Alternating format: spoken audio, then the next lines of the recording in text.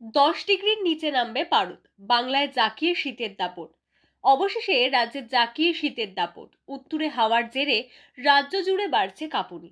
আবহাওয়া দফতর জানিয়েছে আপাতত শুষ্ক হাওয়ার প্রভাবই বজায় থাকবে, বৃষ্টির সম্ভাবনা নেই। দক্ষিণবঙ্গের পশ্চিমের জেলাগুলিতে তাপমাত্রা 10 ডিগ্রির নিচে নামতে পারে বলে পূর্বাভাস। উত্তরবঙ্গের দার্জিলিং ও কালিম্পংয়ে ইতিমধ্যেই পারদ নেমেছে 5 থেকে 9 ডিগ্রির মধ্যে, যা আরও কমতে পারে আগামী দিনে। দক্ষিণবঙ্গের ক্ষেত্রে আলিপুর আবহাওয়া দফতর জানিয়েছে বঙ্গোপসাগরে কোনো ঘূর্ণাবর্ত বা নিম্নচাপ নেই, ফলে টানা কয়েকদিন শুষ্ক আবহাওয়া বজায় থাকবে।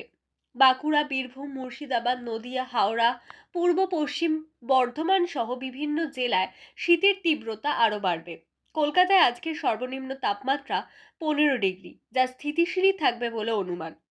দক্ষিণবঙ্গের বহু জেলায় ঘন কুয়াশার দাপট দেখা যাওয়ার সম্ভাবনা রয়েছে। উত্তরবঙ্গে আগামী 7 দিন তাপমাত্রা আরও কমতে পারে। সকালবেলায় হালকা থেকে মাঝারি কুয়াশা সৃষ্টি হবে। কোথাও কোথাও দৃশ্যমানতা নেমে আসতে পারে 200 মিটার পর্যন্ত।